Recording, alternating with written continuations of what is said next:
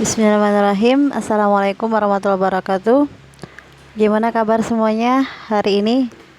Ya, semoga kita selalu dalam lindungan Allah Subhanahu wa taala, sehat selalu dan terhindar dari segala macam mara bahaya dan penyakit ya. Semoga sehat selalu ya. Oke, sekarang kita masuk ke materi kedua kita, yaitu Ibu akan menjelaskan dasar-dasar virologi. Nah, virologi, Ibu rasa kalian sudah tahu ya sekarang dengan namanya virus corona ya. Nah, jadi kita akan mempelajari tentang virologi ya. Jadi di sini dijelaskan ya, ini slide dari teman kalian. Pengelompokan mikroorganisme itu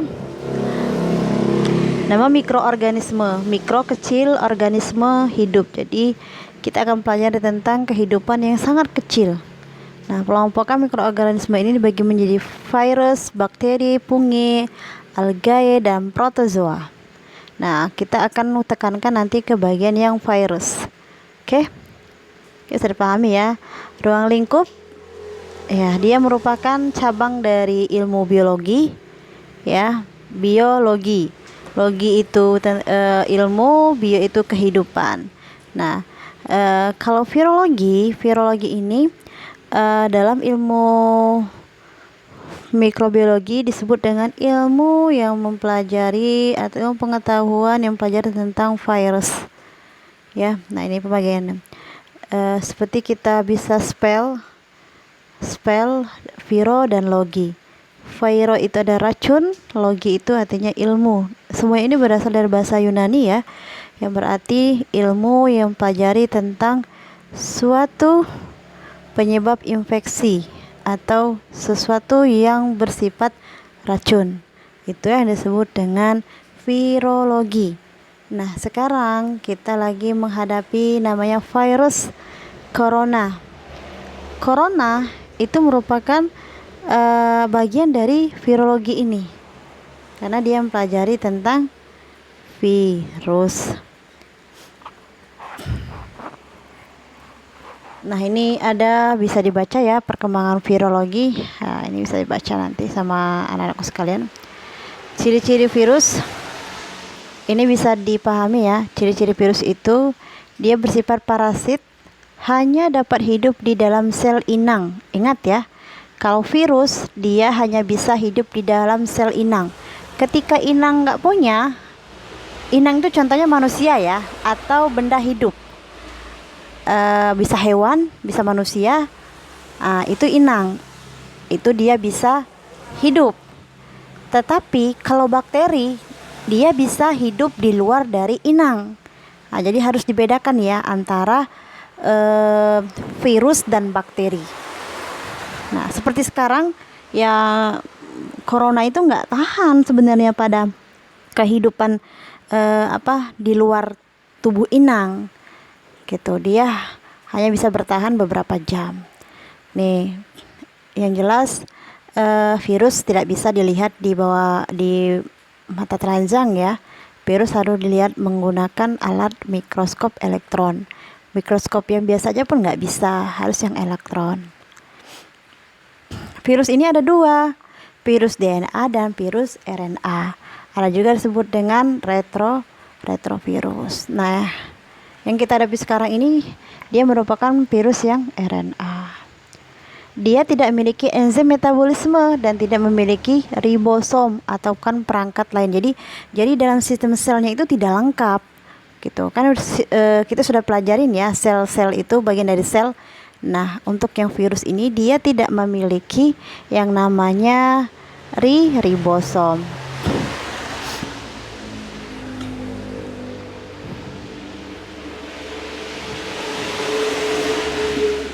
Hanya berisi partikel yang menginfeksi terdiri asam nukleat yang membungkus lapisan pelindung. Jadi dia hanya asam nukleat yang dilapisi oleh lapisan pelindung, dan asam nukleat inilah yang nanti akan bergerak mencari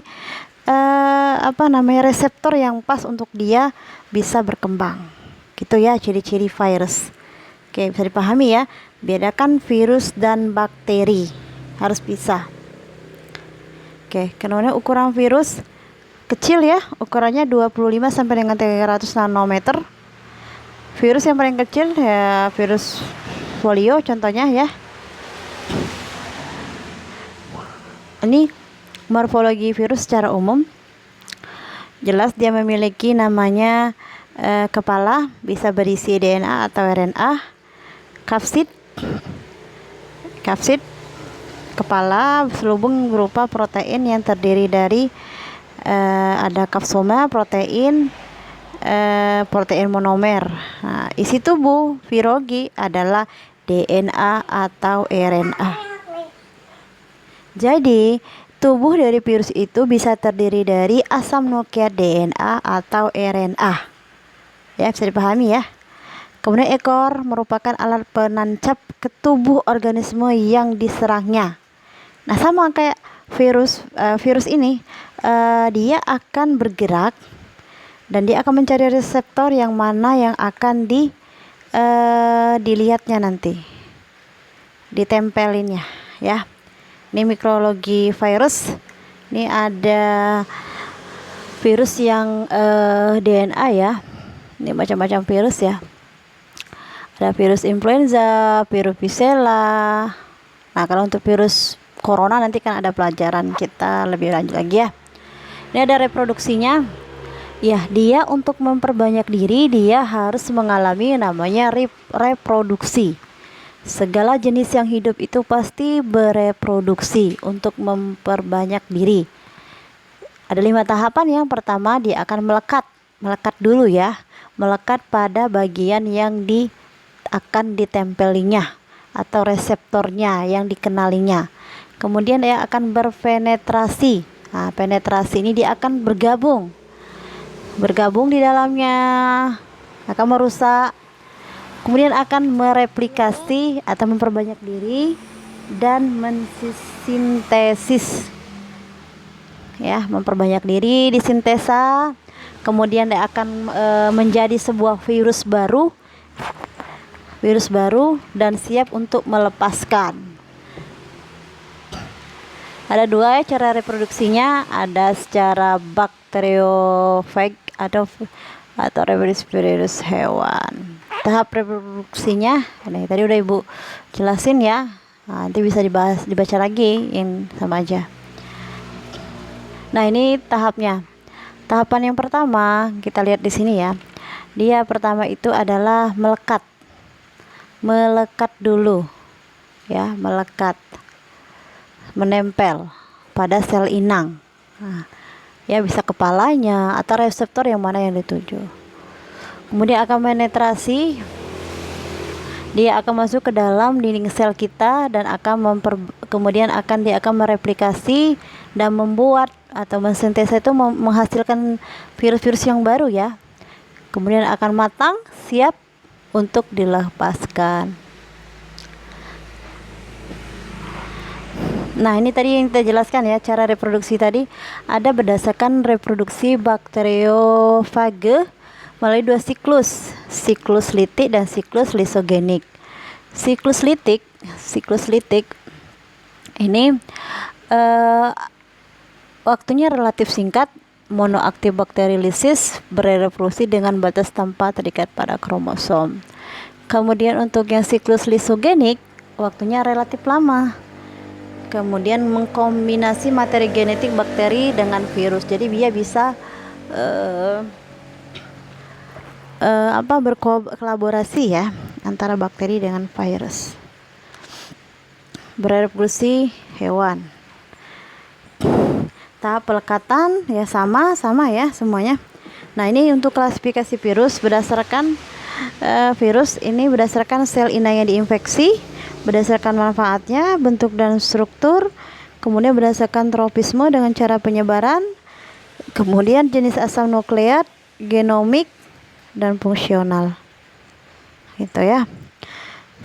Nih, klasifikasi virus berdasarkan sel inang, ada virus bakteri, bakteriofage atau bisa menyerang bakteri E. coli, virus mikroorganisme eukaryotik, mikrovirus, virus tumbuhan, Tobacco mosaic virus, virus hewan, virus bovinus atau virus rabies.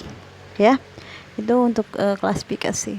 Berdasarkan manfaatnya, contohnya virus pembawa gen. Nah, cuma satu ya, ada virus yang membawa gen, ada manfaatnya. Jadi Allah itu menciptakan sesuatu itu pasti ada manfaatnya, ada peruntukannya. Allah tidak akan menciptakan sesuatu itu sia-sia. Gitu ya. Seperti yang kita hadapi sekarang. Oke, kita lanjutkan lagi ya. Untuk taksonomi virus ini nanti anak-anakku bisa baca ya. Dari taksonomi ini divisinya apa aja? Ada divisi 1, 2 sampai dengan 5. Bisa dibaca ini nanti ya. Taksonomi virus. Ini ada penyakit akibat virus. Ada virus yang dari DNA, virus RNA.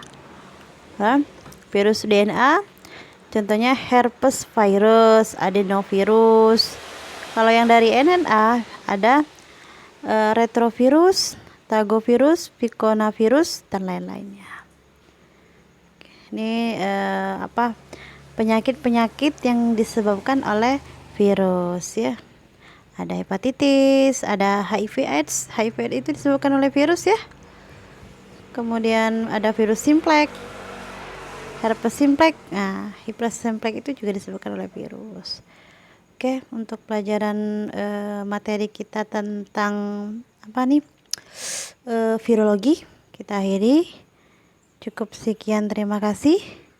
Semoga ada manfaatnya. Assalamualaikum warahmatullahi wabarakatuh.